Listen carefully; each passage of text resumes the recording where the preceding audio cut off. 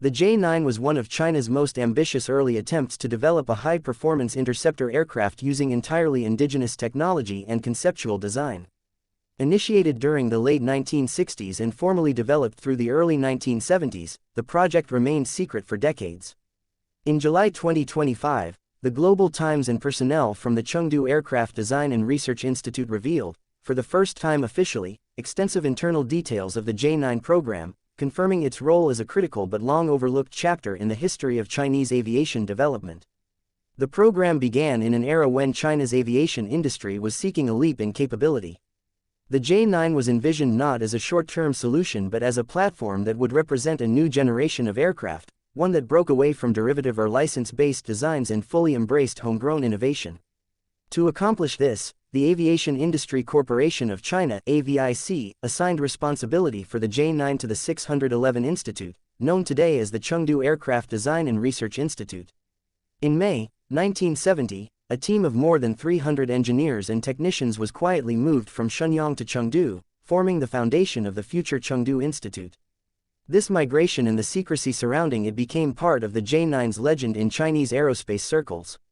At the heart of the J-9 project were two major technical innovations that had never been implemented in China before and were rarely seen internationally. The first was the aerodynamic configuration.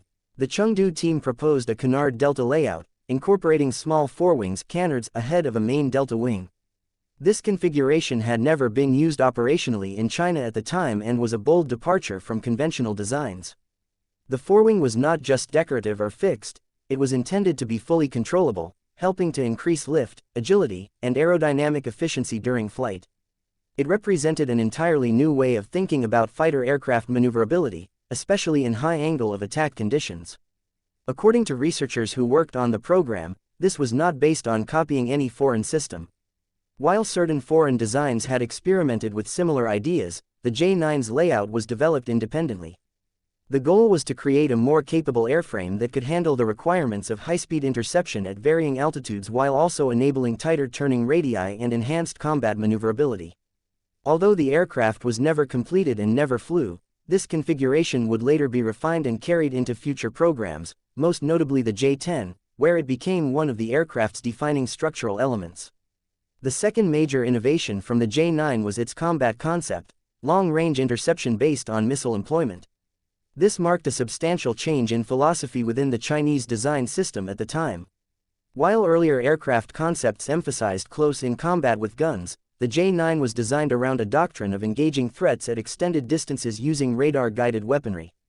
The team developed an integrated interception weapons system and fire control approach that prioritized detection, tracking, and engagement from beyond visual range.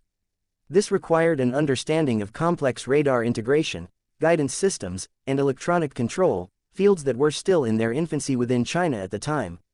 Because of the conceptual leap involved, the team faced both technical and doctrinal challenges. At the time, few in the broader aerospace establishment had a clear idea of how to apply long-range interception tactics effectively.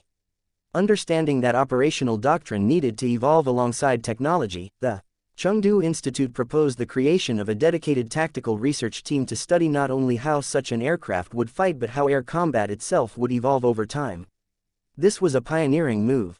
It marked the beginning of China's long-term approach to research, one that involves continuous conceptual, technological, and tactical study, even when specific aircraft programs are paused or cancelled.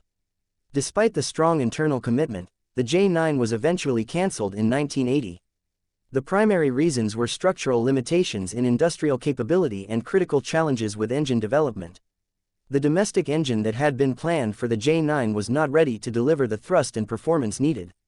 Combined with technical roadblocks and economic limitations of the time, the decision was made to halt the project. However, the engineers and researchers were not reassigned or dispersed. Instead, their knowledge and experience were consolidated within the Chengdu Institute, and many of the project's conceptual designs were preserved as reference material for future developments. One of the most direct legacies of the J-9 was its influence on the J-10. After the J-9's cancellation, Chengdu Institute leadership directed the research group to expand its work on new fighter designs.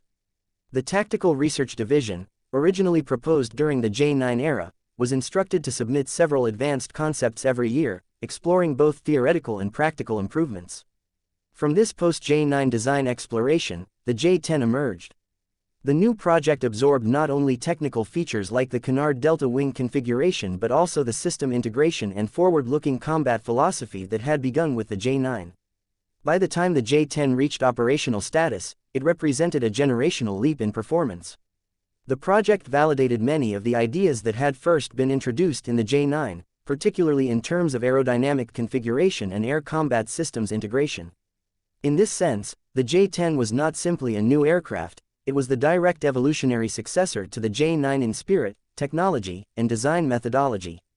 In 2025, the J-10CE variant has attracted renewed international attention due to recent high-performance results in foreign combat environments. Reports confirm that it was involved in an air combat scenario where it achieved multiple aerial kills without suffering any loss. This result has sparked a resurgence in interest in the aircraft's development history and design lineage. For the first time, the public and analysts alike are tracing the origin of the J-10 not just to its design phase in the 1990s, but back to the experimental work and research architecture of the J-9 program in the 1970s.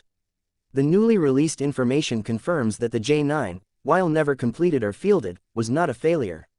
Instead, it was an essential experimental platform that allowed China's aviation designers to test advanced concepts, take technical risks, and explore future capabilities in a disciplined, forward-looking environment.